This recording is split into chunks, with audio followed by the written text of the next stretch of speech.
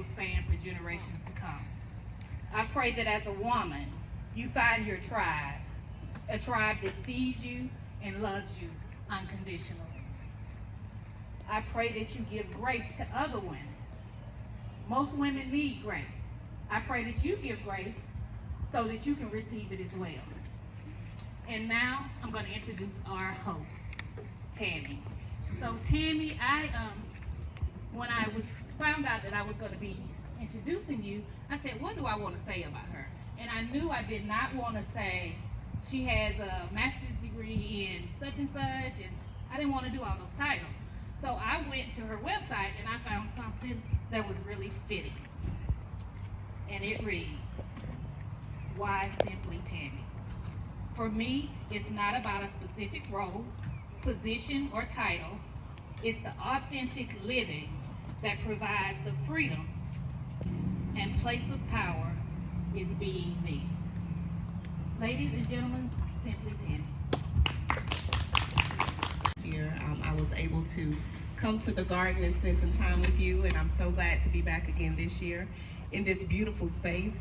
Isn't it beautiful out here? It's like just you stepped into a place of serenity, into a place of calmness, into a place of flourishing. So thank you, Andrea and her team, for creating this space for us to just come and share with one another, because that's what we're going to get to do today. We do have some special guests that you'll get to meet here in a moment, and they're going to be going deeper into their stories. But if you've ever had conversations with any powerful women, you know that their story is your story. So it's our stories that we will be hearing from today. So as they share, we want you to be involved in the conversation as well. So there will be microphones not only at the tables up front, but so that you guys can participate in the conversations as well. So I'm going to start with the table to the right. Y'all looking nervous. But I know y'all got an email. Andrea told you that you were going to have to introduce yourself. So we have two families represented over to my right. It is, let me get it right because I don't want to. We have Sierra Young and her guest, and Miss Alma Bird and her guest. So I'm going to start with Sierra Young. You can individually introduce yourselves, or if you have one representative from your family that wants to introduce everyone, you can tell us who you are, tell us one thing about yourself, either something, what you do as far as occupation, or if you happen to be a student and you want to share that. And then share what you want us to know about your family, your lineage, and what your family means to you. So you guys have a microphone there.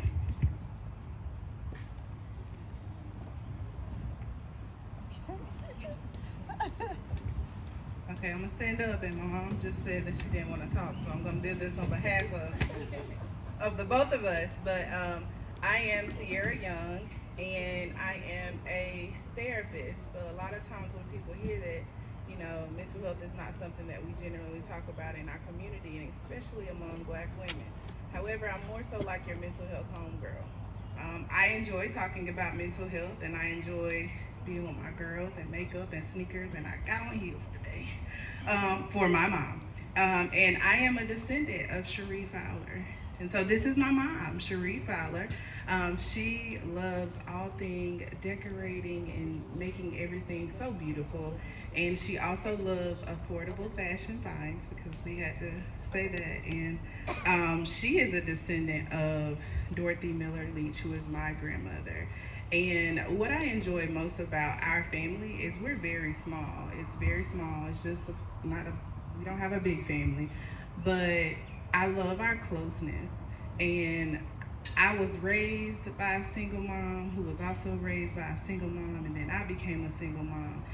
And growing up, I thought that, my mom and my grandma, they're superheroes, right? Like, they so strong, and I never knew how tough of a job it was until I became one myself. And so I know that as I get older, my mom becomes more of my best friend. When you grow up, you tell your kids, I ain't one of your little friends, right? But growing up, and the older I get and the more wise I become, the more authentic conversations that I have with my mom, the more that I still learn about her, and the more I understand who I am and why I am the way that I am. And I love that about, my relationship with my mom, and also my relationship with my grandmother. Thank you so much.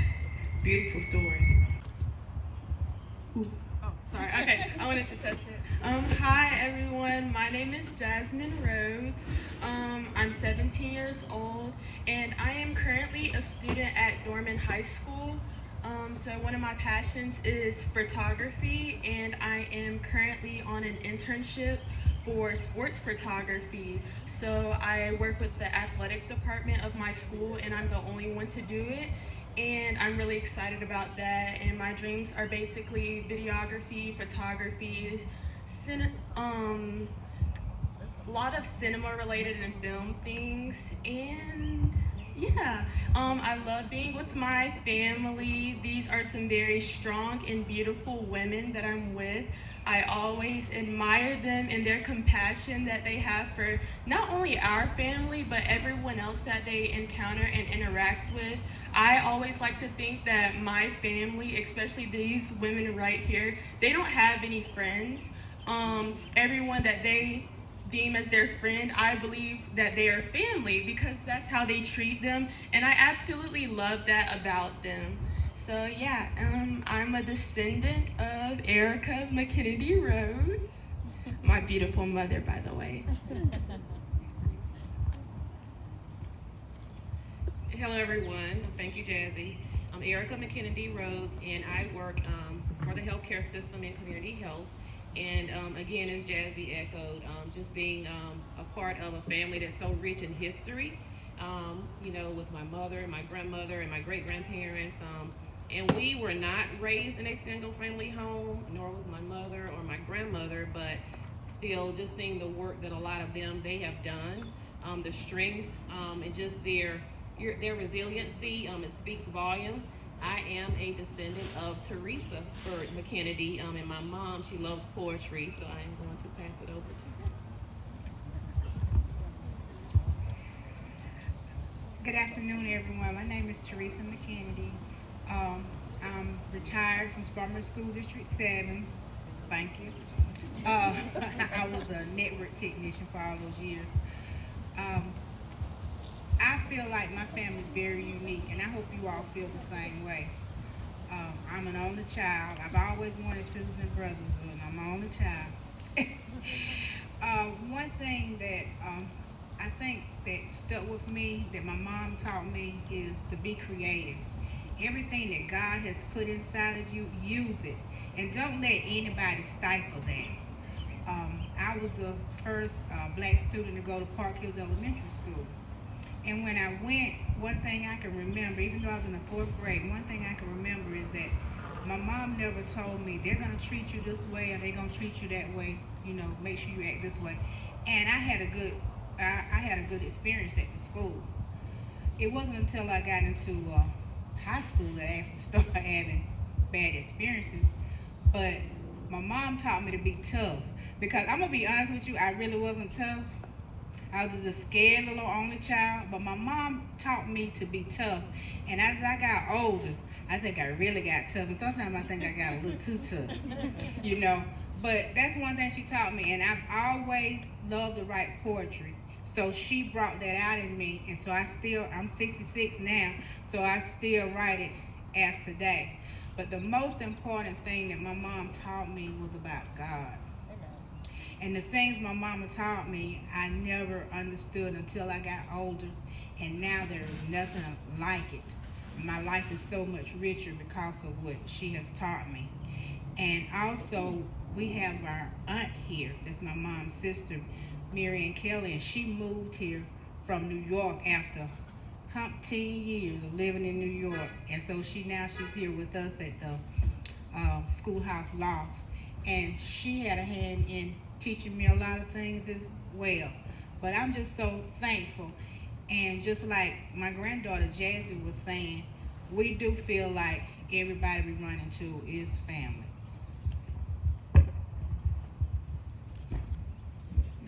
Thank you. My name is Alma Bird. I am the Alma Bird. Some of you might know there was a professor at Benedict College, and her name was Alma Bird. And I would get a lot of perks because they thought that I was her. It's good to be here today and for the occasion. I definitely believe in family, and like my granddaughter said, we don't just have friends, we have family.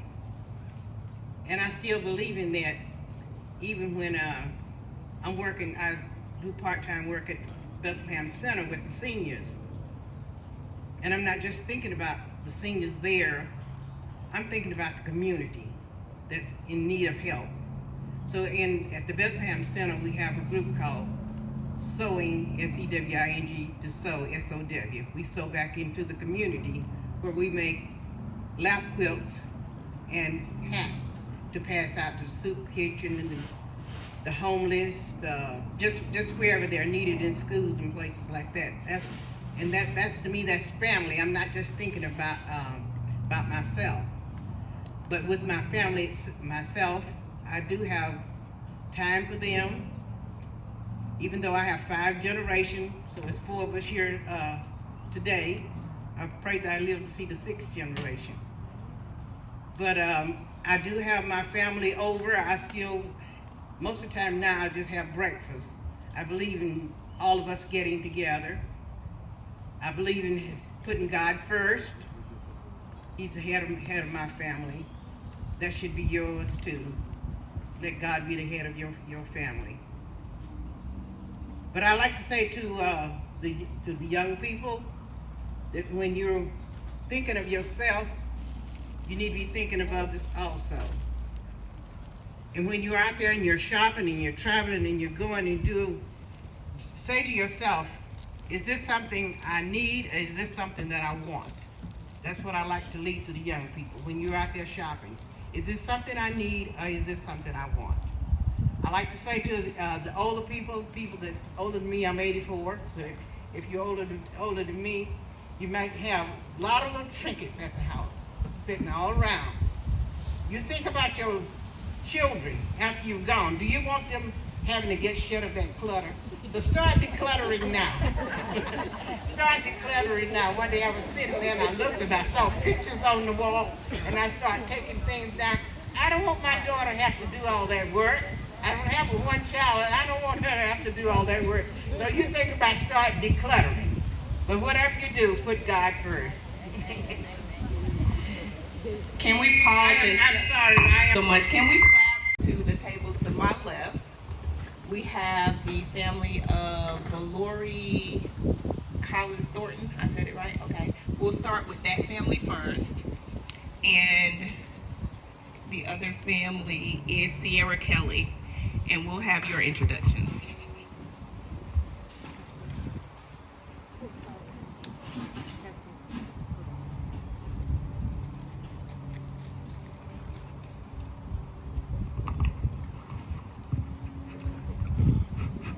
Okay, it's good.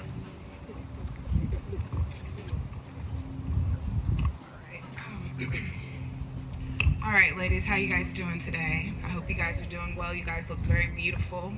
My name is Lana Thornton, and today is a challenge today, but I'm here, and God willing. All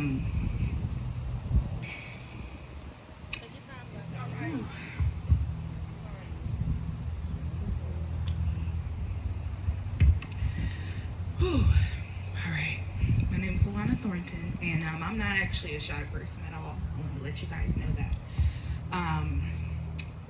Let me get into, I am a woman of faith, and I know how to pray because my mother taught me how to pray. And I know that she knew how to pray because her mother prayed. One of the things that my mother has taught me is to be resilient and to always push forward. And when things don't go your way, you get it together and make sure you can still understand yourself, but always move forward because life continues to go on. And my mom always taught me virtues and values of how to be genuine to people and to have compassion and empathy because everybody has a story. Everybody's been through something. And as Black women right here, we are the most resilient of all races. And when life knocks you down, you get back up.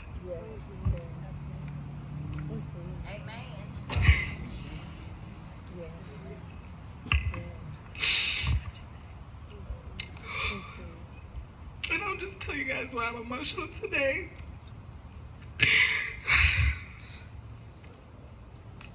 I lost my fiance yesterday. And it took everything for me to get myself together this morning.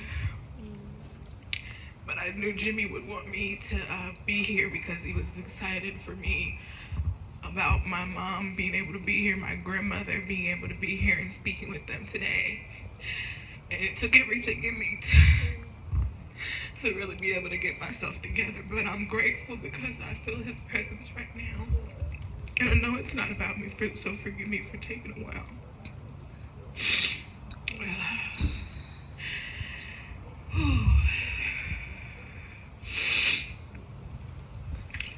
I have learned so many valuable lessons from my mom and my grandmother and seeing the things that they went through. Thank you. Don't you hate when you put on makeup and you start crying and you're like, man, I wasted my makeup. I mean, anyway, my face is not getting jacked up. But anyway, forgive me, guys. All right. Ooh.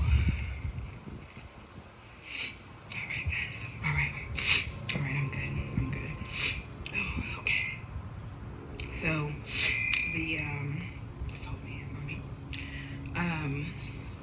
I learned a lot of valuable lessons from my mom and my grandmother. My grandmother is the mother of 8 beautiful children, 4 boys and 4 girls. And my mother only has 1 child, and however, she poured everything into me. And I will tell you, I really look at people for who they are and love them for who they are because we've, again, like I said earlier, we've all been through something. And I'm so very grateful to see so many generations. I think that's super important. And again, Black women, we are resilient, and we also need to see each other for who we are. And we need to stop bickering and really understand the beauty of what it means to be Black and how special we are. And when we look at ourselves in the mirror, that we can be happy with ourselves. I do believe that each of us does need to take time to always heal. And sometimes you just need your mother's love. And I will tell you, my mom's been there for me and didn't leave me alone. And I'm really grateful for you. And I'm a descendant of Valorie Collins Thornton, one of the most amazing women I've ever known in my whole entire life. And many of you guys can attest, your mom is your shero, and you're a warrior, and most importantly, you're a godly woman. And I'm so grateful that God gave me you, because I wouldn't have it any other way. So I'm a descendant of Valorie Collins Thornton.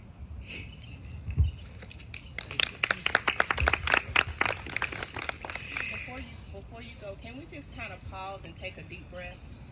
Because this beautiful woman just got as vulnerable as she could get in front of us right now. We don't see that a lot in our families. We don't see that a lot among women. So we thank you for just being who you are, not only being beautiful, but being vulnerable, because it gives us the freedom and the space in this garden to let us know that our stories are safe here, that we can share in this space, and that we can be loved on in this space. So can we just take a deep breath? Just inhale and exhale, because sometimes we'll take a blow and we take it in, but we never let it out. So let's just take a breath before we keep moving. Thank you.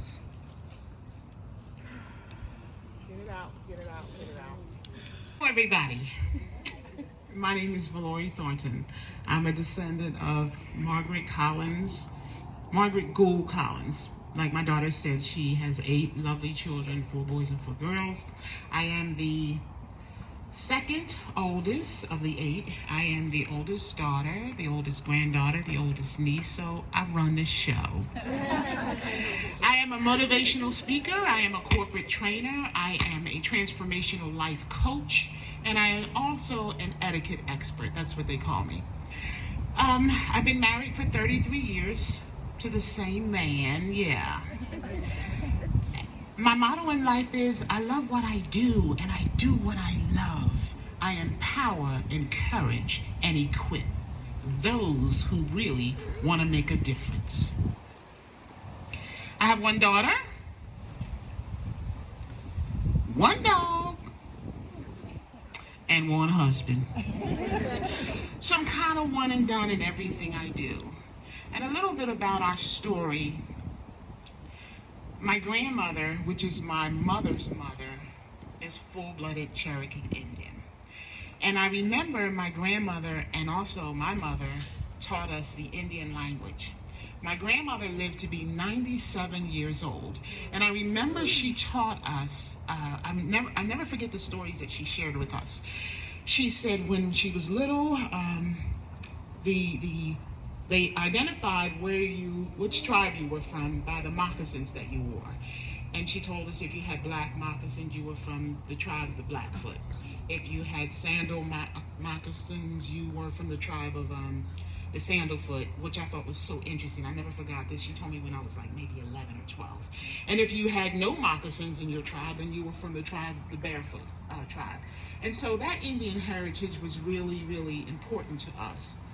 Nimi Hotase, she taught us, and I shared it with my daughter, and I would always say that to her when I put her in bed at night when she was very young. Nimi Hotase means I love you. One thing about the Indian language my grandmother also taught me is that the Indian language is one of the languages, the only language that is an unwritten language. Like all the other languages are written. No, the Indians, they had their own language, and it's unwritten.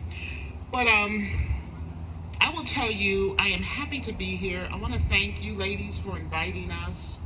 Again, my name is Valorie Thornton. I love what I do what I love. I empower, encourage, and equip. And I want to encourage each one of you, take time, like my sister here said, breathe. Lean on each other. So often, like my daughter lost her fiance yesterday of 4 years, the love of her life. And I kept saying to her, you don't have to do this. We can call Miss Johnson and we can let them know we won't be able to attend. She said, no, Mom, I want to do this. I want to push forward. Because as we all know, as Black women, African American women, we go through probably more than just about everybody. Would we agree on that? What do we do the next day?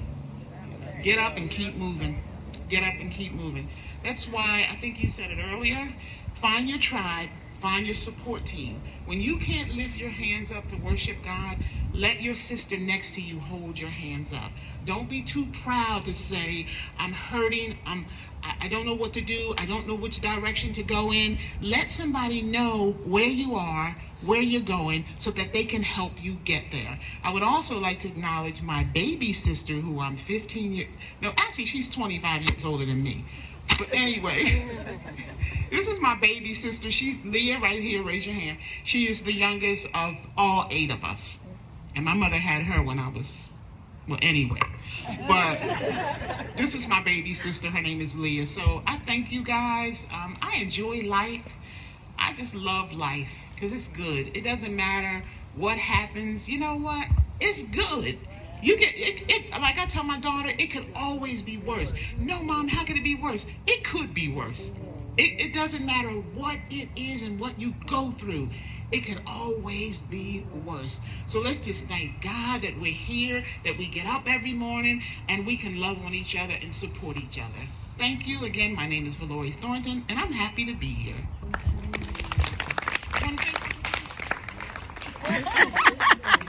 Just come a little bit.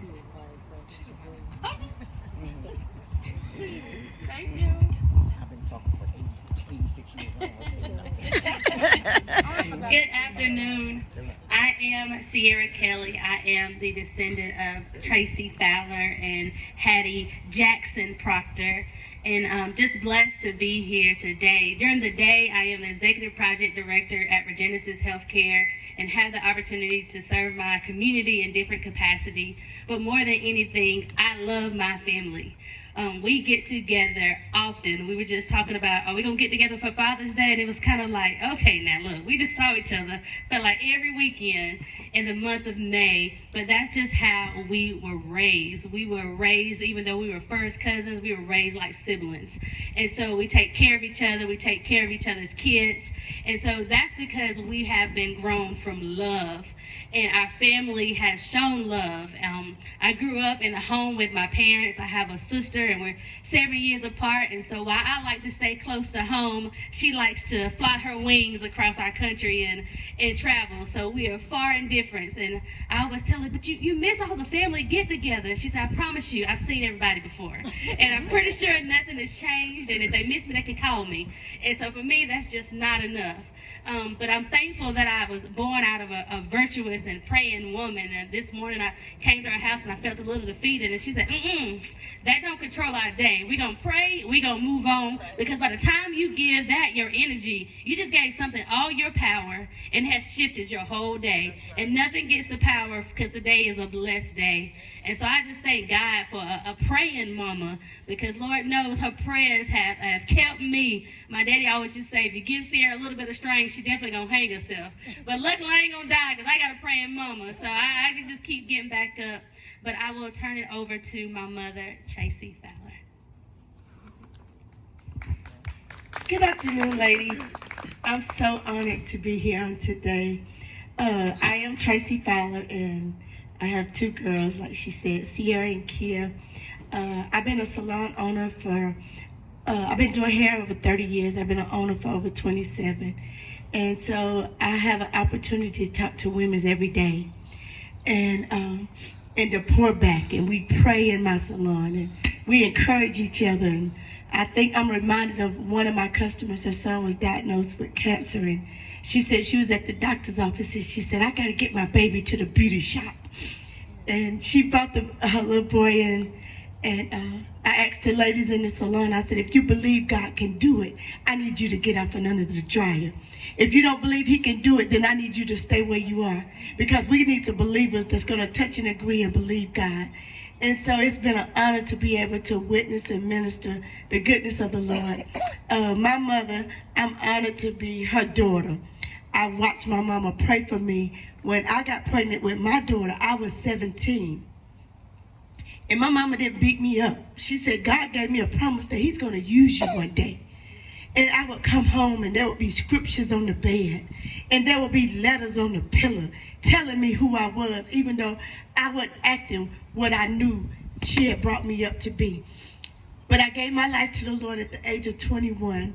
And my boyfriend then is still my husband to right now. We've been married now for 34 years. And we both are elders at Relentless Church. And God has done some great things. And I contributed all to a praying mama. So if you got children in the room today, if you're a daughter, just know that your prayers will keep them. And my favorite scripture is Proverbs 3, 5, and 7. Trust in the Lord with all your heart. Lean not to your own understanding, but in all your ways acknowledge him, and he shall direct your path. And my mama said she's not going to talk, but she's 88 years old. Don't she look amazing? 88 years old. She was married for 65 years. My dad died a year and a half ago. And I have my two sisters here, Debbie and Renee. Would y'all raise y'all hand? And like my daughter said, we come from a close family. And we love each other. And we might not always agree. But you know what? We're going to still get together. We might say what we got to say. But we still going to love one another. So we honored to be here to share the things that God has done for us. To these amazing families, and we're going to be eating here in a moment, and once we start sharing and having conversations and you guys take part in those conversations, we would love to hear some of your stories as well. So feel free that when we get to that part that you share who you are and who you are the descendant of as well. I am the descendant of Willie Lou Carpenter, and 3 days, she would have transitioned 17 years ago. She passed away June 6, 2006. So it was 5 of us. My sister passed away in 2011. But from that, She now has 10 grandchildren, 15 great-grandchildren, so we are still a close-knit family in their absence. So we learn as Black women, as we heard the woman over here say earlier, we keep going. Even through loss of family, loss of jobs, loss of whatever, you find that strength that you didn't know that you had to keep going and to keep moving and to keep loving and to keep being family. So I think that's what we see here today. We heard the story of the young woman who just lost her fiance, and she's here today because there's something in us that says, I gotta keep going. Even if it's not just for me, it's for the people that are attached to me that are drawing for my strength. So I applaud each one of you for being here today, because all of you probably had something this week that would have made you say, I'm not coming on Saturday. Or it could have just happened this morning. It may have happened last night, but you decided, I gotta keep going. And for that, you are strengthening everyone here in this garden. So what happens when you come to the garden? Your roots get deeper, you get to connect to the other things in the garden, and you come out more beautiful than you came. So I hope that that's what you came here today expecting to leave with from the garden. So we're going to get ready to bless the food, and we'll have the family to my right and then the family to my left to be served first, and then I will direct the rest of you to go. We're ready? Just a few more minutes. Okay. So since we're taking a few more minutes, I do want to, we'll start with a quick question, and I'll start with this table, whoever wants to answer it. When you hear the words "in our mother's garden," what does that mean to you? What do you think about when you hear "in our mother's garden"? Y'all must have already talked about this. Because you're laughing. No, I'm laughing at her because she don't want Oh, because she don't want to talk? Or does there anyone at this table have a, okay, we have a response over here. You guys still have your microphone? I'm coming back to y'all though.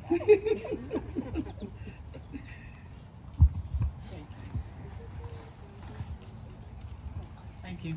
When I hear the term "in my mother's garden," I think of, I think you said it, roots. I think of planting seed. And I think of also unity, and something very sacred when I think of the word "in my mother's garden."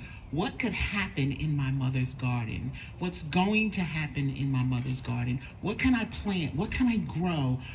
What can I take away from the garden? And I also think about, okay, when I think about the word garden, I think about vegetables and fruits and how, you plant them and they sprout up. So each one of us in our mother's garden, we're planting seed, we're growing children up, we're raising up mighty women, we're raising up kings and queens. That's what I think about when I think about the word "in my mother's garden." Thank you. Thank you. Thank you. We will hear one person from this table, then we will bless the food. I know you will.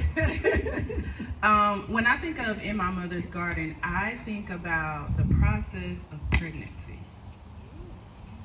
If you're in this room and you have had children, you know that it is not a wake up today and have a baby tomorrow.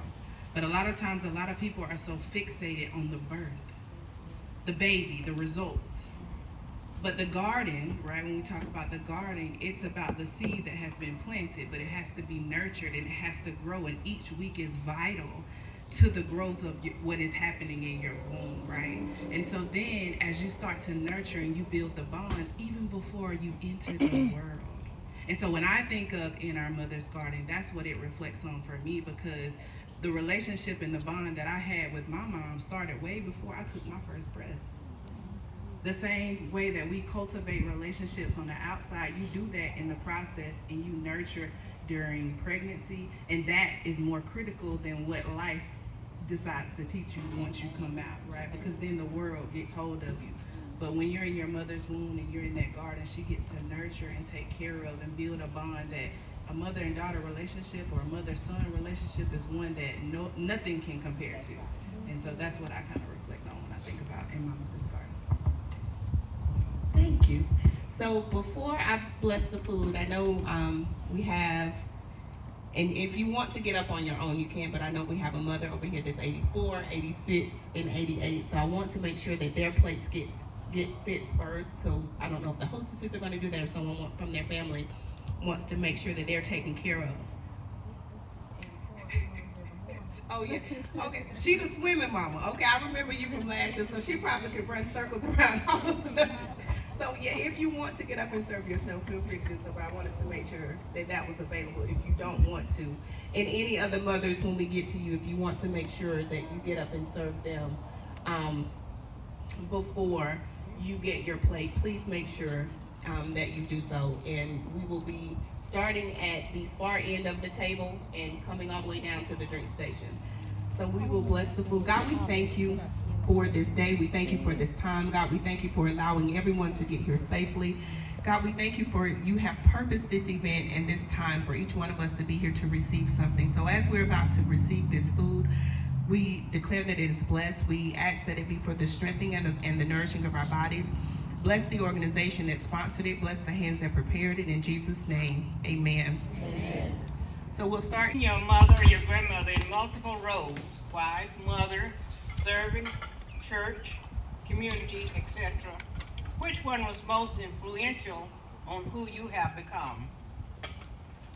You would think that I'm choosing church. Naturally, church comes first, but really, mine would be community. My grandmother was always helping people in the community. My grandmother liked to sew, and she was forever hemming overalls. They didn't have pants, back then. Most everybody wore overalls. You even wore overalls to church. So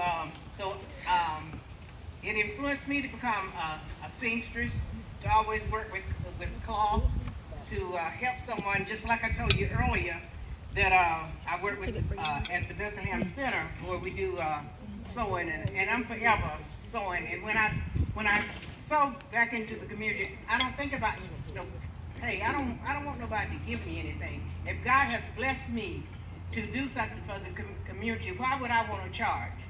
So I'm not looking for my reward here. So my grandmother, she was like that. She was always helping the community, and that's the way I feel now. Not so much as sewing. If somebody's giving away something, I might not need it, but I'll go get it to give to someone else because I'm thinking of someone else and not myself. Okay. In the community, anybody else want to chime in this conversation? You saw your mother or even your grandmother. Okay. My hand right here. Thank you. Good afternoon, ladies, and I must say I am just overjoyed in what I'm seeing here today. Just want to comment a bit. You all look so lovely, but my name is Adrienne, and I would have to say my mother's capacity would be being a servant, but it was in so many areas. It wasn't just church. It was also in her work and community and all. She believed in helping her fellow man. And what always used to get me the most was, what does a cake do for somebody? Besides make us a little fat, what does it do? It's the joy that you bring to someone that you were, one, thinking about them, two, that we can sit together and everything that's on the inside of you, we can talk about in a safe environment. And then three, they would have some of the craziest stories you ever want to hear in your life over a piece of cake. So that was what I took from her and what I learned from her. Thank you. Thank you. Thank you. We have one more. Hello. Hello. My name.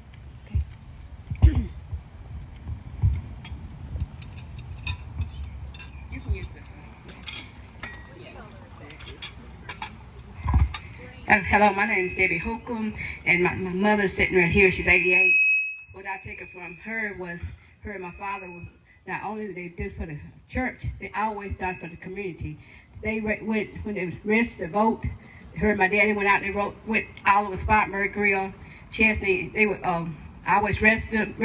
They didn't care, but they always would even take them to go vote. They made sure they got there. They load them up and take them all. It didn't matter whereabouts they had to go to. And I take them. They was just so special, not only to the church. They always went to church and everything too. But I'm just grateful for her that way I can have something to follow. Amen. Thank you. Thank you. Hello, my name is Debbie Holcomb, and my mother's sitting right here. She's 88. What I take it from her was her and my father was not only they did for the church, they always done for the community. They went when they registered to vote. Her and my daddy went out. They went all over Spartanburg, Grill, Chesney. They would always register them. They didn't care. But they always would even take them to go vote. They made sure they got there. They load them up and take them all. It didn't matter whereabouts they had to go to. And I take them. They was just so special, not only to the church. They always went to church and everything too. But I'm just grateful for her that way I can have something to follow. Amen. Thank you. Thank you. My older cousins and siblings says that she did at some point, but I know my granddaddy got breakfast every day, coffee in the morning, dinner every day. You know, any of us could show up anytime at Granny's house, and you know there would be food, and you just show up. There was never any, you know, these days you have to plan family dinners and ask who bringing what and how much it's gonna cost, and are you gonna cash up me some money, or who gonna buy the groceries? But it wasn't like that when we were growing up. Amen. You just showed up at Granny's house, and what she had, you had. So let's do one of the questions over here. Which one is that? What color is that? It's not on. What color is it? Lift up the little thing. Where's the color at? Right up under the little thing. Oh, it's green. Hello? It's on. Okay. All right, ladies. So has mental health been a priority in your family, and what impact has that had? I would say my mother always told me to take time for yourself, whether that be a hot bath, and I do love to take baths. They relax me and just kind of rejuvenate my spirit and my body. Also if something happens to you, it's okay to step back from life a little bit, but do not allow yourself to spiral out of control. And it's okay if you are not okay. And my mom always told me that your mental stability is super important because it's how you guide your life. If you're not okay up here, usually you're not okay in your heart, and you're not okay for yourself, and that means you're not okay for other people. I believe right now we as a society, all ethnicities included, since COVID, are dealing with a mental crisis. And I do believe that we do not take enough time when all these bad things continue to happen to us to understand what healing means. And healing is an individual journey and process, and sometimes it can take years to be healed. But the goal of it is that God is the only one who can fully heal you and make you whole once again. And whatever you have ever been through, my mother and my grandmother can attest to this as well. I asked her last night when, my fiance passed, and I asked her, I said, how did you do it when you buried 3 of your sons? And she said, I had strength and life goes on. So you have to keep picking back up, and your mental stability is super important. So I hope you ladies take the time to get to know yourselves, and when you go through those tragedies, if you can't get yourself up, to call somebody who can pick you up. And I would tell you, my mom definitely picked me up, and my auntie and my grandmother, they just were like, hey, we're gonna be there. And my cousins and my family, all of them have called and texted and said, whatever you need, we'll be there for you. And it's important to keep your mental stability healthy. It's a challenge because a lot of things can happen and weigh on you, and sometimes we have that weight on us and we don't ever release it. It takes time to be able to release pain, and I know all of us have experienced extreme amount of pain. But just to encourage you ladies is that you guys can be whole, because God always makes you whole. And if you can release it into Him and trust in Him and believe what He says about you, because you are a daughter of a king. And that's what I've learned from my family. So, yeah. It's interesting that you would get that question. And if you pay attention to social media or dates and times, May is Mental Health Awareness Month. So we just came through that particular observance. But in this space, how many of you really grew up being told to be aware of your mental health? And you can just raise your hand if you did. And that's really the honesty in our community most times. We see the keep going, we see. You want to say something? Yes. Okay. Instead of using the terminology mental health, back in the day, the question that you asked a parent or grandparent would say, You need to stop acting crazy. so that's what we got. Right. And we have a mental health professional here, and I'm sure she has something to add to this, but I think one of the things that makes it a stigma is because we can't separate mental health from mental illness. Everyone has mental health. You have a mind that you need to care for. So that is simply what mental health is, making sure that your mind is okay. It doesn't mean that because you're pausing for mental health, you have a mental illness. So when you say, I'm taking a mental health day, it doesn't mean you're crazy. It doesn't mean that something is wrong with you. But I grew up watching my mom having what they called a nervous breakdown. And I had no idea. All I know is she called the ambulance, and then my older brother came, and she was gone into a facility for a week. No one ever talked about mental health, mental illness. So you grow up seeing things but don't have the terminology. And then when it comes to you as an adult, because it's going to come to you, you then don't know what the tools are to have to deal with that. So I wanted to see in this space how many of us truly know, okay, I know what mental health is, and I'm being aware of my own and an advocate for other people to take care of this. Would you like to add to this? I know you do. Is your microphone?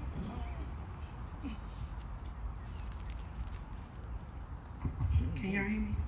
Okay, I'm gonna stand up. So she asked, what did you know what mental health is, but how many of you have gone to a therapist? That's right. I love that. Raise your hand. Stand up. That's right. Stand up, because I need you to. I need this to be a testament of what they say black women don't do. Yeah. Okay. This is beautiful because you know what? When you go to therapy and when you start talking about your trauma and you start talking about the things that we can't quite identify, you take ownership of your story. I remember when I was in high school, I was suicidal for the first time, and I told him, I said, do not call my mama. My mama is gonna come up here and she gonna be crying and she is not gonna know what to do. What did they do? They called my mama. And my mama came and she was just like, Sierra, I just don't understand. What is wrong? I don't know how to. And I was just like, I'm okay. But I was just dealing with what I didn't know how to deal with.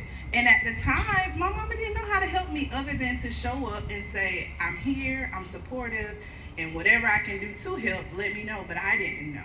So as a therapist, being able to talk and have conversations to be able to label what is anxiety. How many of you have that feeling in your stomach sometimes when you get a little nervous, right? How many times when you're sad and you can't shake that feeling and everybody say, what's the answer? You'll get over it, pray about it, you'll be all right. And the reality is you can do all of those things, but you can also take the other step to do something different as well. As a therapist, I see and talk to so many black women who are suffering from trauma, but because it's defined as you might have been raped when you were younger, or because it has to be this extreme thing, it's not that. Being a single mom is a form of trauma. Growing up with, people getting takeout your home is trauma. Waking up and not having food on the table, that's trauma. You have to redefine that. But until we have these conversations to redefine what trauma is, because society don't label it for what we deal with. The fact that you have to determine if I'm gonna wear my hair natural to work, or am I gonna get it pressed out or wear a wig, that's trauma. We have to be in a space where we're able to redefine these things, because then you can take ownership of your story. But until you do that and label it correctly and have these conversations, you can't. And so you walk around thinking that mental health is this real far out of reach, crazy thing, and it's some of the things that you deal with every day that you wake up. Being a black woman is traumatic. That's simple. know, right? Because we wake up and we deal with that every single day. And so it's up to us to be in spaces like this and to foster conversations within our dynamics. If you don't know, that's okay. Just say you don't know. Just say you don't know. But then connect with other people, because the fact that so many of you all have been in therapy says it's such a amazing thing, because a lot of times when I'm in rooms, people don't stand up and I'm just like, oh man, now it's up to me to create the different narrative of what going to therapy can look like. You can have God and you can have a therapist too, because he gave this is my ministry, right? People always think that the ministry is inside of the church. No, it's not. No, it's not. Mental health is my ministry, and that's what I do, and that's what I get to do. And I want you to take ownership of your story. So what I learned from my mom and what I learned from my grandma is that they didn't have anybody telling them this is an option. So I created the option. And what I tell you all the time, what I say? You need to go to a therapist. Not because anything is wrong, but because there are certain things that, you know, she may say or things that she may do that I know that if she processes it a little more, she'll understand the root. We talk about the roots. A lot of our behaviors, the way that you are, did not just happen because you was born that way. Life cultivated you to be that. Your experiences, your traumas, your situations and relationships with your moms, with your daughters, with your friends in life cultivate you to do everything. And so when you think about little kids who have, like, they're bad, right? They're not bad. That is how they're communicating that something is wrong. We do the same thing. When you shut down, something is wrong. When you start crying at the thought of something, something is wrong. When you start having those natural body responses to things that are just like everyday things for other people, and you have some kind of different experience, something is wrong. But you can't understand what is wrong until you identify the root. And the root, once you uproot it and you unlearn and you start to retrain your brain and you start to redefine those things, it allows you to move through life in such a different capacity. She said that healing is a journey. It's not a destination.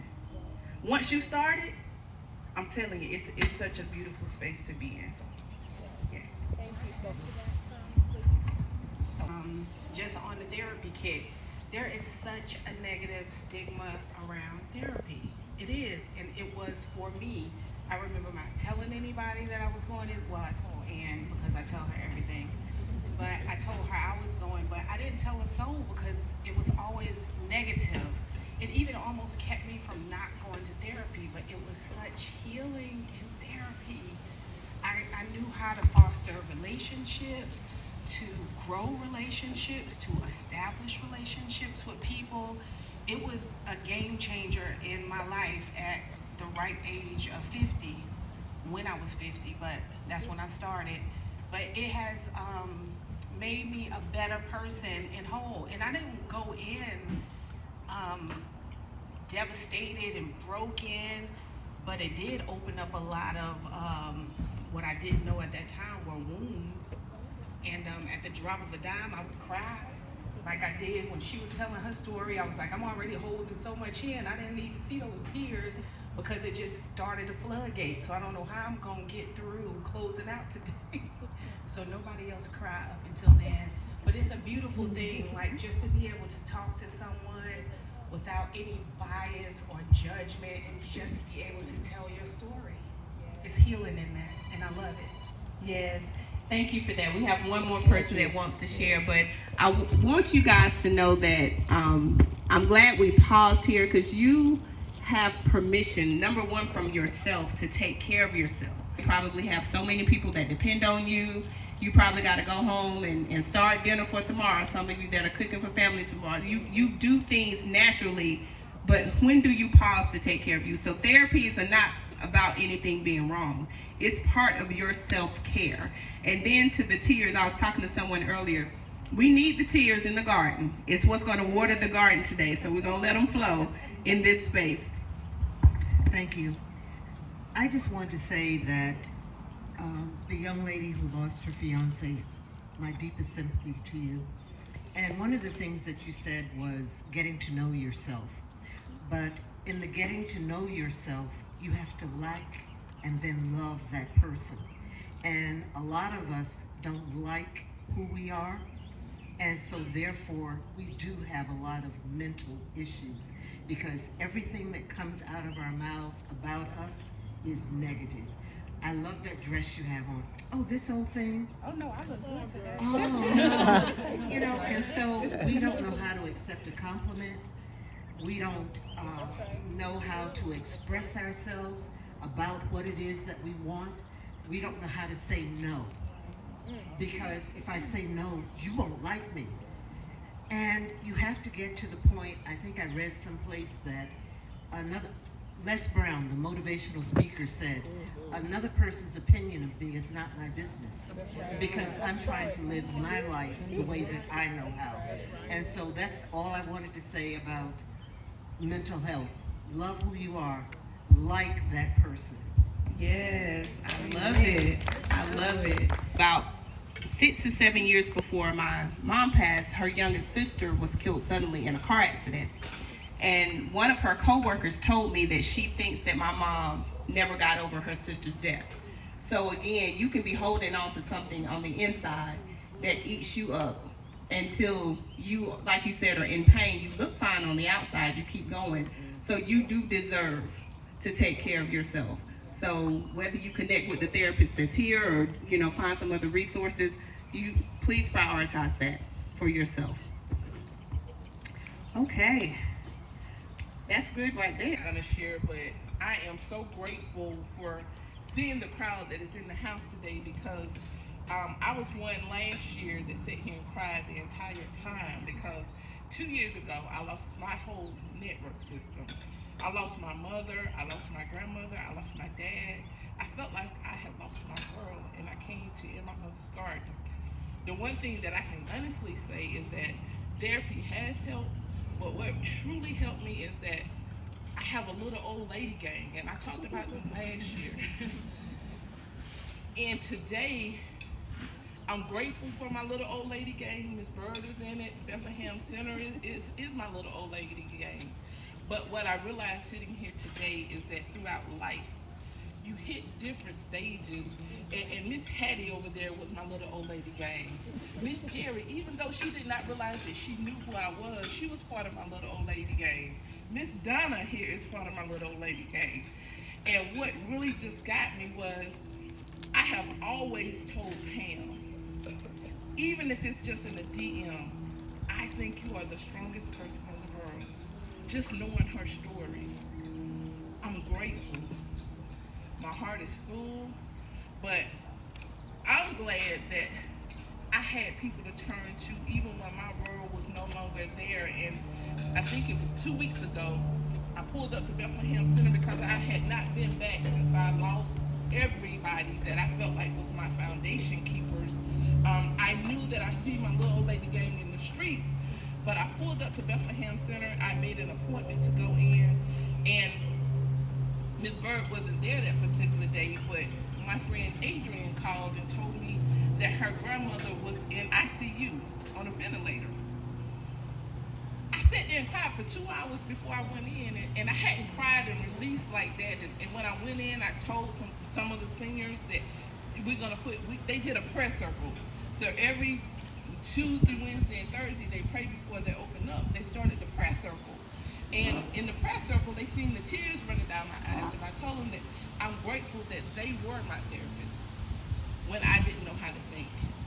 When I didn't know how to, I lost my mom in August. I lost my grandmother who was in the hospital at the age of 99. And I thought I was going to lose my mind. That was my world. I sat there and I cried and we laughed about it, because afterwards they was like, well, what was Adrian's grandmother's, what's her grandmother's name? They were going to call her name. And I was like, I don't know, but all I know is I said I can cry for 2 hours for my friend. But that just let me know that my healing that I've started to process, that I could feel for my friend. And Pam, you're going to make me cry and get ugly. And I tell you all the time, we don't do that ugly cry, but we go, Jill, wherever she at, I've always said, you know, just, we're going to keep it cute. But y'all gonna make me cry again, and that ain't gonna be good. But Water the garden. Thank you, ladies, for sharing. So we'll have the next question from this table. Mama got the microphone. She got Let me make sure it works before she I back know. out.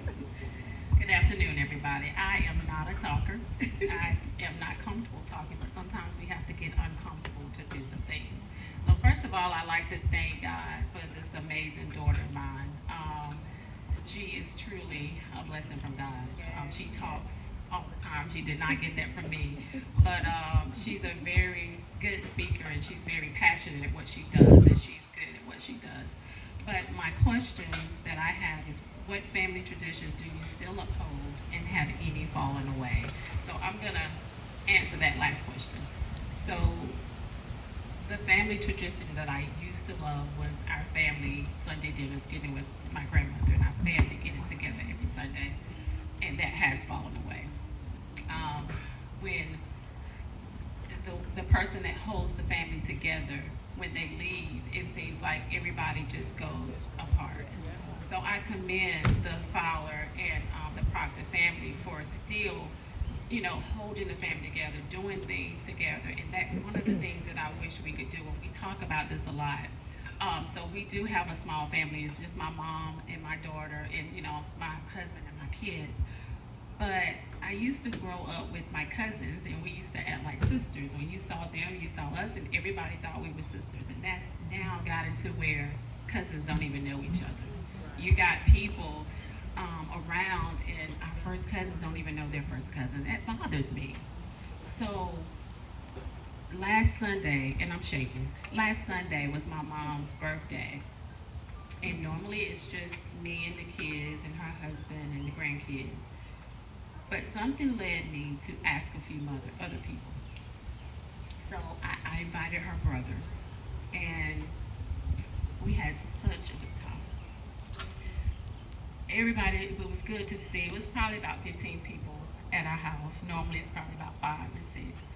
But from that, they wanted my house to be the grandmama's house. So we agreed that once a month that we would meet at my house. And sometimes, it's a burden. It's always on you. You're doing everything, preparing everything. But it doesn't matter, because it's about family. So that is one of our things that we took away from that, is to just have something monthly now where everybody can get together. So that is something that did go away, but I pray that it comes back. Thank you. And I don't want to admit it, but I just learned something about these family dinners. I love having family dinners for everything, and sometimes it don't have to be for a particular reason. But it used to bother me, but starting today, it's not going to bother me anymore. It didn't bother me about the dishes. It's about why nobody wants to pay for anything or bring anything, but they want to eat everything and tote off everything. And I used to tell my mom, I said, do you want me to call different ones and tell them what you want them to bring, or do you want a few dollars or something? She would say no. I couldn't understand that. It's a lot of food you fixing, because it's not like you fixing hamburgers and hot dogs. You're fixing a whole big meal with a lot of sides and all of this stuff. And macaroni is not cheap. I couldn't understand that. It just used to make me mad. And sometimes I would say, they just eating all this food. Ain't nobody thought to bring anything. Do you need anything? And it bothered me. And so sitting here listening to everybody, and you're talking about how you did, especially when she talked just now and say, so what? And it clicked in my mind, what's the reason you're having the dinners? You're having it for family to get together, and you're showing the younger ones how to do, and then they can carry on the tradition. So you won't have to hear me ask you who you want to bring what anymore. If somebody offer, that's fine, but I won't have a bad attitude about it. So thank you all for sharing your stories. That was good. We have a family over here. family, we've heard of, we get together often. I think one of the great things that my grandma passed down is that she has daughters that can cook. So that keeps the tradition. So whether we're at my Aunt Renee's house, we're at Aunt Debbie's, if we're going to go to at my mom's house, they're able to keep it up. I asked my grandmother, I said, I miss your green beans so much. And she said, I got kids. I ain't cooking no more. And so that's how we've been able to keep it up. But we have a group me of all my first cousins. And so there's 35. I have 35 first cousins. My mama, her siblings, they got busy. The boys got busy. And so it's 35 of us. But one thing that we've been able to do is for our generation, if we're going to cook at grandma's house, they're going to have to get pizza and wings. So they can't get fried chicken and green beans and macaroni. So they just have to be happy that if we're going to keep it up, where they don't have to do anything, they have to get where we are limited because they didn't pass cooking down to us. And I ain't standing at no stove, but I can go pick up some Pizza Hut and I can go to Wingstop and get one so we can keep it together. My aunt always say, hey, long as we all together, it's okay. We'll eat the salad and some wings, and that's how we make it happen. I think that's how you get the next generation. My cousin did cook some baked beans the other day. We cooked out, and we said, you know what? That's the only side we had. We had all this meat, fried chicken, hamburgers, and hot dog, and the only side we had was some baked beans. We didn't have no chips. Oh, we did get some chips. You had a eventually. salad? You had a salad? Oh, yeah, we had the salad. That was all we had, but we made it work. But I think that's how we begin to keep those generations, and grandma get happy, and she get to sit on her porch, and she get to look at all her 5 generations and be blessed. That is beautiful. My mom, she was a great cook. And I think about her, one day she called and she said, we're not going to Bible study tonight. We're going to have dinner at the house. And my mama cooked fried chicken, and she had mac and cheese, and she had ham and green beans and potato salad and rice. She had a meal. And that particular day we had Bible study at the house because that's what she said the Lord laid on her heart to do. Well, in a couple of days, my dad was going to have open heart surgery. And after we had ate, I said, Daddy, are you ready for your open heart surgery? And he said, yeah, I'm ready. I said, well, do you know if something happened, where would you spend eternity? And he said, no. I said, if something happened on that table, are you ready to die? He said, no. I said, well, we got to get it right today. And that day, I led my daddy to the Lord. My sisters both were standing beside me. And so a meal could bring the family together, but in the midst of a meal, people could get saved. So sometimes we come together, but we forget to ask those questions. And that day, on a meal, the Lord led my daddy to the Lord. Amen. Beautiful testimony. Thank you for sharing. Yeah. And I think in the midst of the garden today that there is some healing happening. There may be even some deliverance, some releasing, some receiving. So yes, when you bring people together, beautiful things do happen. So we're going to jump back over to this table. We'll go with another question. Do you find your relationship is as strong with your paternal grandmother as it is with your maternal grandmother? So interesting is that I've been blessed with, on both sides of my family, I still have my grandma, and even on my dad's side, I still have my great-grandma. And so my dad was the first grandchild, and here I come, I was the first great-grandchild. And so I'm a little bit spoiled. I had to tell my husband, it's hard out here. I'm spoiled. So on my dad's side, I was the only child on that side for 7 years, the only grandchild. But then I grew up in the home with my mom's mom, and so with her and my grandpa, so you can definitely be a little spoiled. But I have a great relationship with both of them. But my dad just told me yesterday, he said, I know the only time I'm gonna get to see you if your grandma at the house. She's at the house yesterday, and I said, okay, I'll drive over there. He said, oh, every time I ask you to come over here, you tell me it's 30 minutes. I ain't driving to the country, but your grandma here, you suddenly made it all the way here after work. But I think we have a great relationship. I call every time she turn around. She tell me I have my phone in her face. I keep saying, we got to make these memories, Grandma. We can't let nothing pass us by. And I also have a great relationship with my maternal. 2 weeks ago, she called me on a Tuesday, and she said, I done cooked your macaroni. I'm tired of hearing you cook macaroni. And I said, well, Mama, go get my plate for me. And she cooked me some fresh corn, and she cooked me some okra and some teriyaki chicken, and she made me some macaroni. And my mama went and got the plate and brought it to me. I know that was bad. I couldn't. Now I said out loud, I feel bad. I couldn't even go to Cowpens to get it. I feel bad. I should have said that out loud. I feel bad now. Y'all excuse me, I'm gonna have to call and tell her I'm sorry. But I have a great relationship. But I can say I have a special great relationship with my grandma, because even as she continued to work at Michelin, she would come stay that night at the house, and I would spend my summers in Little Africa, and to make sure we went to vacation Bible school, and she was a safe place for all my cousins to come, and she would keep us through the summer, and she never complained. You never hear her talk about anybody, and we always would be like, you know, come on, Grandma, you can say something. And she'll never say nothing bad. She always say, if you can't say nothing nice, let's not say anything at all. Until this day, you know she's thinking it because she might smile, but she'll never say a word. But I'm just thankful for, you know, still having such generations to make those memories with. Thank you. Anyone else, as far as your father's mother, did you have a strong relationship with her as your grandmother as you do with your mother's mother? Because we know we have a hand right here. I'm going to speak because and I think that the only reason that was the case is because my grandmother lived in Union, my father's mother, and my mother's mother lived there, and so she lived next door.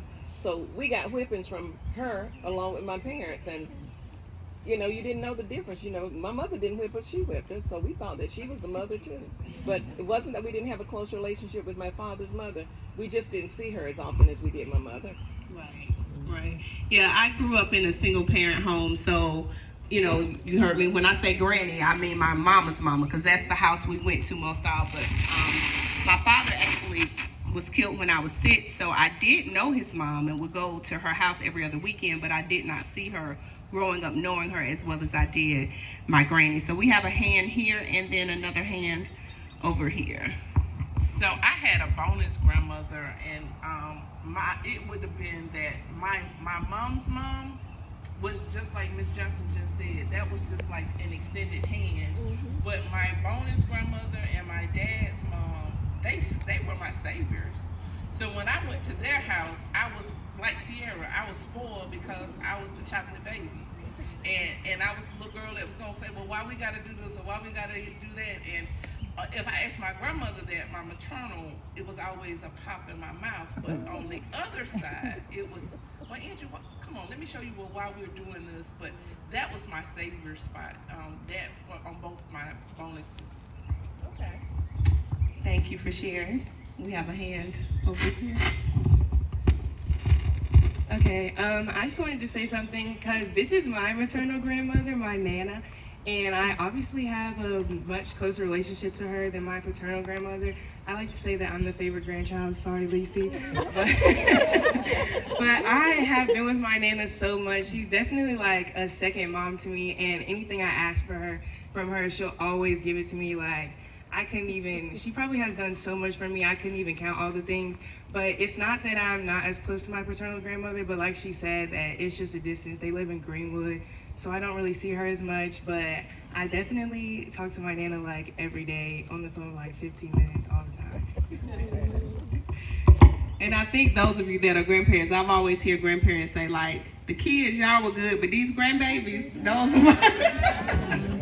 Like, y'all did the right thing when you gave me grandchildren, is what I hear grandparents say a lot. We'll have one more and then we'll go back to this table. And so mine would be my father, the paternal right here side. By default though, because my maternal grandmother, she actually passed the year I was born. But my father's mother, it's a funny story, and I'll make it quick. There's 20 years difference in that line. So it's 20 years between her and her son, and then 20 years between him and myself. So I was the oldest granddaughter. But my dad also had a boy. Enough story. Anyway, but she was life of the party. Like, life to her. Her motto was just, Grandma at 90, Grandma, what you want for your birthday? I want a party. With the DJ. And that's what she instilled in us. Life is, one, what you make of it, and it is about enjoying every single solitary moment with people you know love you. And she made sure that we understood we may not get along with, and not get along, I mean like we can't be around each other. We're gonna have a difference of opinion, but we love each other because, one, we're blood, and by her rule, we were going to love each other and get along. So you just did that. And contrary to popular belief, Sierra, you can repeat this to my sister when you see her. She is not the favorite grandchild. I am. But that was our mindset, all of us. It was 16 grandchildren, and every one of us had to believe we were her favorite. Beautiful. So the question here is, what words of wisdom, advice did your mother give you that you will never forget? And I think I will speak on behalf of my mother as well too, that my grandmother, her mother, gave us and tells us a lot, and I guess it's for a reason. She'll say, don't trouble trouble if trouble isn't troubling you. And she would always say that, and I love that, because a lot of times if you want to, things are going good, why are you looking for something to be wrong? Or if it's something else that's going wrong somewhere else, why are you trying to, be a part of that? Or why are you concerned with that? And she would always say that. It brings the conversation back to positivity. And so I love that. Try to stick with it as well. And hopefully, I guess I need to do better as a mother too. I need to give you some advice. I need to find something to give you. I have, good. But I need to make sure that I at least do that part. I need to pass that part on to Jazzy as well. So that, I will say, I've heard that I'm 45, so as far as I can remember. In addition to that, and being frugal, she that was the first I when I was smaller. Frugal, what is that? And she would always talk about that. And I will say, and I'll briefly share this. My grandmother's a widow, so my grandfather, he was killed. So my grandmother raised my mom by herself. She did not remarry, did an amazing job. She retired from Southern Bell South. It's Bell South now, AT&T. Well, she retired from there, but she did an amazing job with my mom, and in addition to the family. And so, how many grandchildren? How many? Oh, from the four of us. Okay, she has a good bit of great grandchildren, and it's really from the first grandchild was fruitful and multiplied. So she has a lot of great grandchildren. So the family is really big. But the advice that she had given, and even just looking at how she just persevered throughout, and all the work that she does and continuously does at 84, it amazes me. My mom and I, we talk about it all the time, but just those little tidbits of advice. But being frugal that was another piece of advice she talked about. And coupons. Well, coupons, she said coupons. So talking about that, and I learned about couponing and all that too from her as well. So we were advice that my mother gave me. Well, when you date and you bring guys home, my parents never liked anybody. You know the story. We don't like him, he's not lasting long. So when I brought the last guy home, I had a conversation with my mother, and I said, well, Mom, I met this guy, but I was dating another guy now. This is the story. So when I met the guy who's my husband, I said, Mom, I met this guy. I said, but there's something about him. She said, what about him? I said, I really don't know, but he doesn't have a nice car. He's not as educated as me, and he doesn't have a lot of money. And one thing that she said to me, I will never, ever forget. She said, give the one that has less more time, because all that materialistic stuff will fade away, and the one that has less will endure. And I've been married to the one that had less for 33 years. That's some pretty strong advice there now. The one who has less has endured.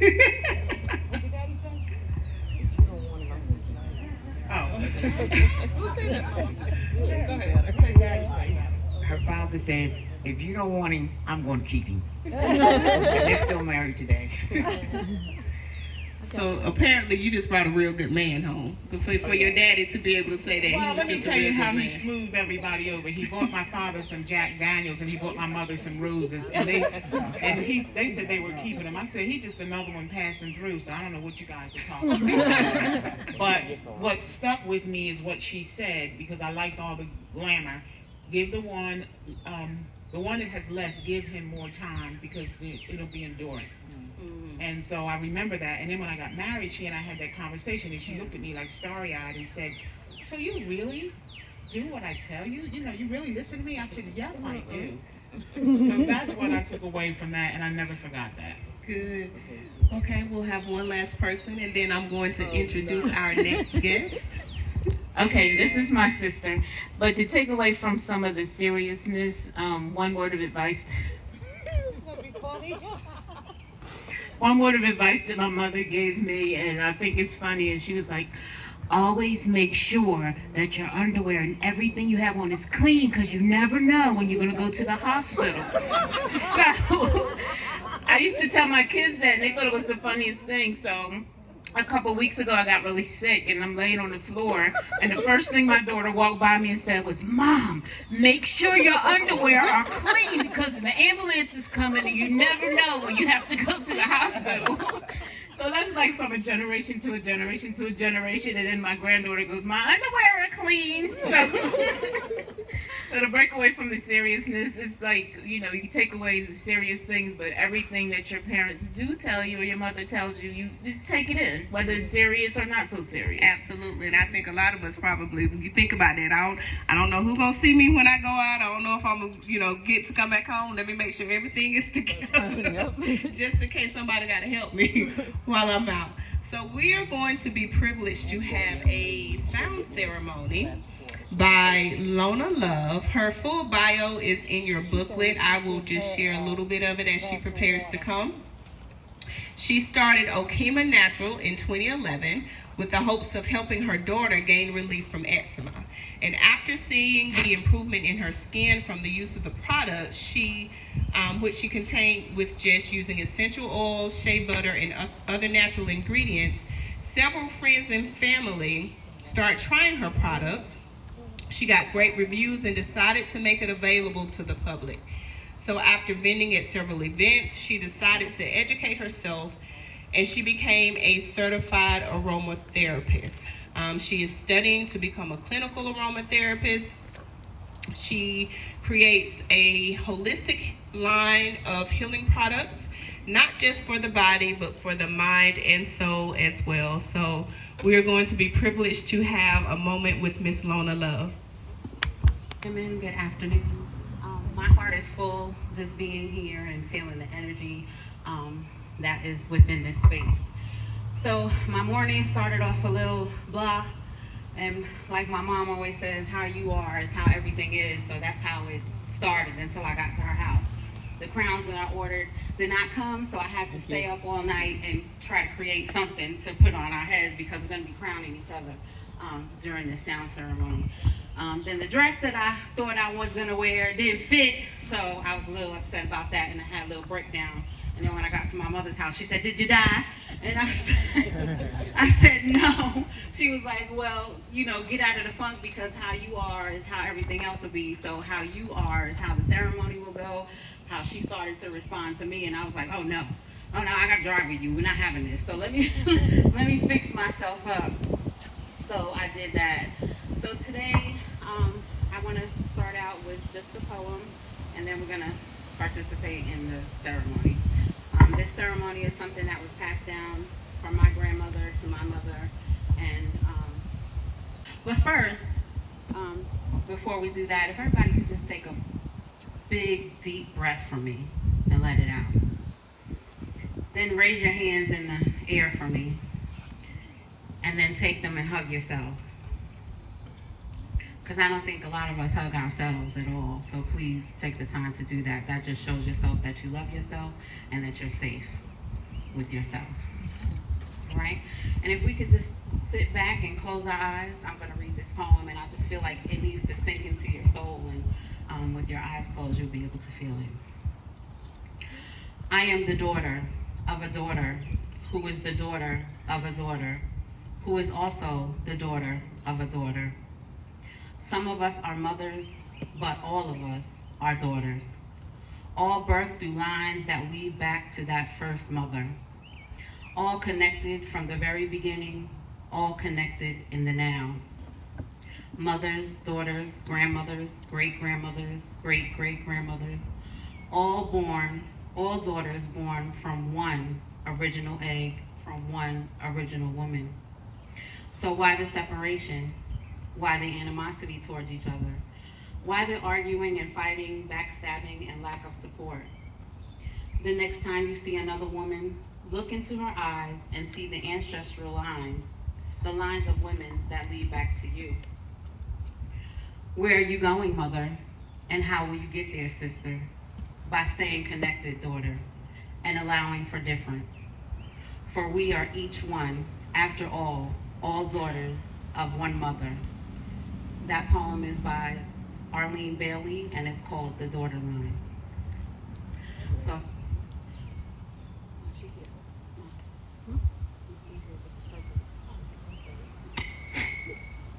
that's my mother. She's helping me out today. Okay, so in China, one of the oldest civilizations in the world, flowers are considered to be, thank you, considered to be the oldest form of communication. I bet we didn't know that flowers were used as a form of communication. In some in some cultures in Africa, they use flowers to convey a message.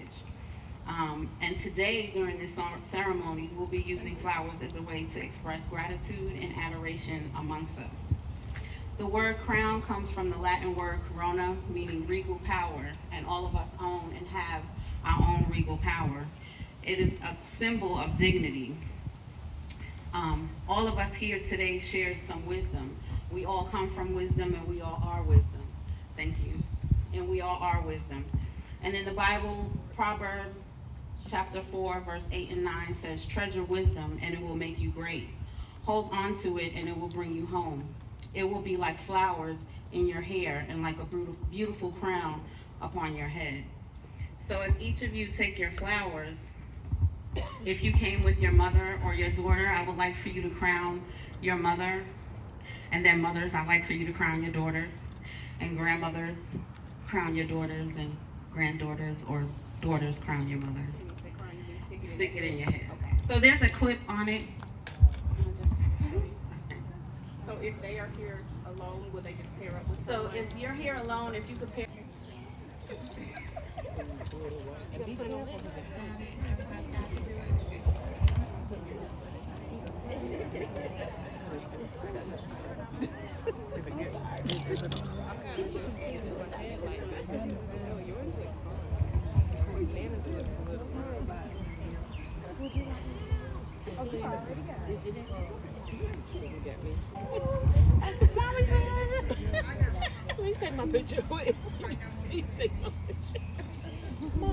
Something I share.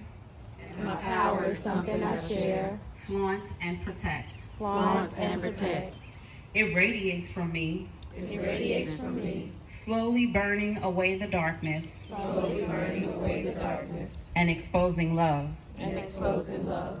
This prismatic energy. This prismatic energy. Will make you want to love me more. Will make you want to love me more.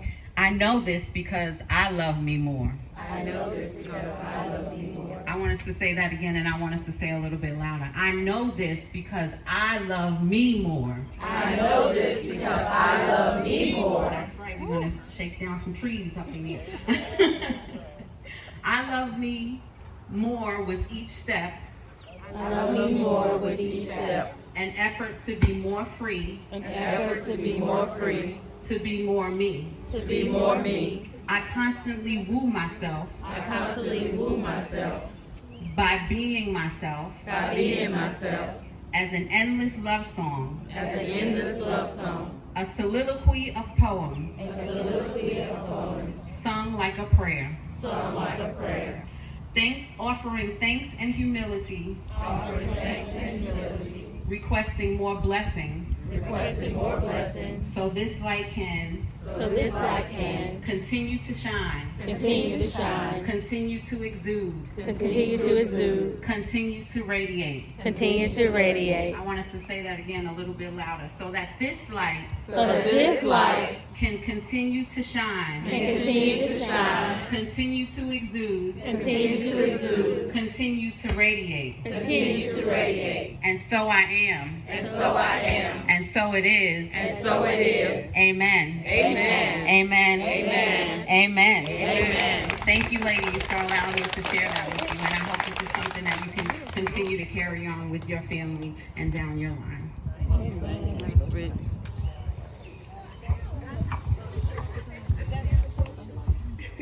Beautiful and soulful and touching in a whole. And I just wanted to honor her today because she's always thinking about everyone else, and I just think she deserves it. So give her a round of applause. There were a few takeaways with me running around but still listening, and find your tribe was one of them. Take ownership of your story, and if y'all want to stand, y'all can, but if you want to be seated, you can. Take ownership of your story, get to know yourself and like and love yourself. Those are just a few things that were special to me, so I'm going to hold those deep in my heart. In Our Mother's Garden in itself is a beautiful tribute to the relationships between Black women connected by blood lineage and love. In Our Mother's Garden celebrates the strength and resiliency of Black women and Black families through the complex and oftentimes, in my opinion, humorous relationships between mothers and daughters. As Black women, we must journey through the emotional depths, which are oftentimes hard, of our histories that have brought us here to this place today, and sift through and beyond the many pieces of information that will produce figurations answering the where, the how, and the why questions needed to accurately tell your family history. And I know we talk about this all the time, but there's not enough discussion. I know my mother and my grandmother, they told me and my sister stories about our family, but we didn't talk about our happy or why we weren't happy. It just wasn't tolerated, whether we needed it or not. So in an arena such as this, where we get to discuss how we feel and why we feel the way we feel, and the stories that have been passed down from generation to generation, it's special to me. And I don't want to get started because I'm a crier, but I'm not going to cry. But all of this is just special. I've looked forward to it for weeks now, and I just knew it was going to be more special than it was last year. So I hope today that you leave with everything that makes your heart sing, being in touch with other women, and get to know the people in your family. Call them up, cook dinner, invite them over, and tell a story. That's what's going to further our generations and the relationships between mothers, daughters, sisters, aunts, and nieces.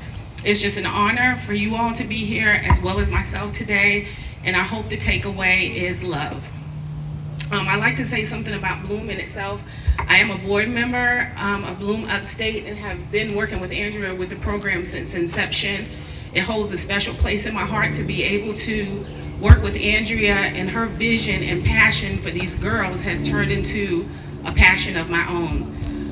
Today, being a part of the Lotus Society, which is what this is, it's a spinoff of Bloom Upstate, but in you guys being a part of it, it helps with programming for the girls, trips for the girls, because it is a nonprofit. So everything that Bloom Upstate gets in the form of monetary gifts, rather from, anonymous donations, from government agencies, that's what funds the programming. So this is just an extension of that. I want to toot Andrea's horn over, the last month or so, got a gift that she knew nothing about from, that's right, so Jeff Bezos' ex-wife, Mackenzie, I don't know her last name, but y'all know who she is. She got a lot of money in a divorce settlement. But she is of a philanthropic mind, thank God, and she's given millions and millions of dollars to HBCUs, to nonprofits, a bunch of organizations that she knew could benefit from the money. So Bloom Upstate, little old Bloom Upstate, honey, got $50,000 without asking, without having to fill out any paperwork for some grants and want to pull some financial information. We didn't have to do anything in a phone call. That's favor. Yes. And even on top of that, more money comes in from people that just hear about the program or either know Andrea and want to bless the organization. So I just want to say on behalf of Bloom Upstate, I appreciate you and everything that you see fit for us to have, and just to keep in contact. And if there's anything that you think that you think the organization might need, whether it could be volunteerism or financial gifts, just your help and mentoring, we'd be glad to have you. And I just want to say again, thank you everyone for coming out today. Thank you. Thank you.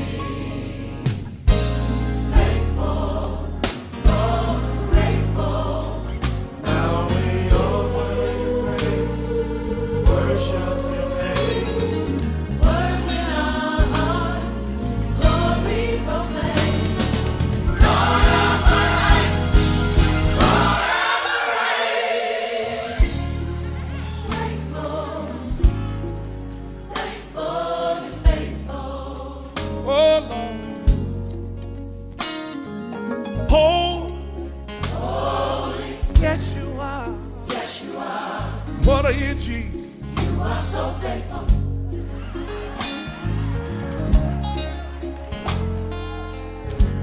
Maybe I can get somebody over here that believes what I'm doing. Holy, holy, yes you are. Yes you are. You are so faithful. You are so faithful. Holy, holy, yes you are. Yes you are. You are so faithful. You are so faithful. Righteous, righteous, yes you are. Yes you are. You are so faithful. You are so faithful.